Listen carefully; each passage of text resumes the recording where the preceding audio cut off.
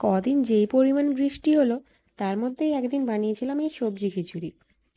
আমার না ওই চিকেন কিমা বা ডিম দিয়ে খিচুড়ি বানানোর থেকে এই সব রকম সবজি দিয়ে খিচুড়িটা খেতে বেশি ভালো লাগে। সাথে অবশ্য ডিম ভাজা বা মাংস থাকলে অসুবিধা নেই, কিন্তু ওই খিচুড়ির মধ্যে দিয়ে ব্যাপারটা আমার ঠিক ভালো লাগে না। সব রকম সবজি তো ছিলই, তার মধ্যে বৃষ্টিও হচ্ছিল, তাই বানিয়েই ফেললাম, যাকে বলে সুযোগের সদ্ব্যবহার। তার জন্য প্রথমেই নিয়ে নিয়েছিলাম চাল আর দু রকমের ডাল। যতটা পরিমাণ চাল নিয়েছিলাম, দু রকম ডাল মিলিয়েও ঠিক ততটাই নিয়েছিলাম, আর সাথে নিয়ে নিয়েছিলাম এই এতগুলো সবজি। যা সবজি ছিল সব ভেজে নিয়েছি, এবার ওই ভাজা তেলের মধ্যেই দিয়ে দিয়েছি তেজপাতা, জিরে, শুকনো লঙ্কা আর একটু হিং ফোড়ন।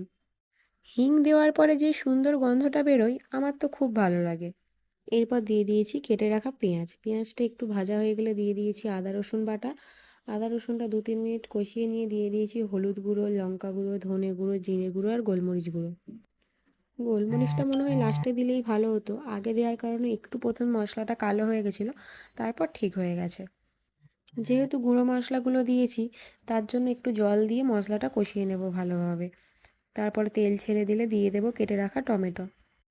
দিয়ে দেবো স্বাদ মতো নুন, বেশ অনেকটাই নুন দেবো এখানে। তারপরে ভেজে রাখা সবজিগুলো দিয়ে দেবো টমেটোটা গলার আগেই। সবজির সাথে এখানে আবার পালং শাকও অ্যাড করেছি। এরপর ৫ মিনিট সব সবজি আর মশলা ভালোভাবে নেড়ে নিয়ে ওদিকে যে প্রেসার কুকারে চাল আর ডাল সেদ্ধ করতে দিয়েছিলাম সেটাও কড়াইতে ঢেলে দেবো। দিয়ে দেবো পরিমাণ মতো জল। সবজিটা 80% সেদ্ধ হয়েই আছে। এরপর কিছুক্ষণ ফুটিয়ে নামানোর আগে চিনি, ধনেপাতা কুচি, ঘি আর গরম মশলা দিয়ে নামিয়ে নেব।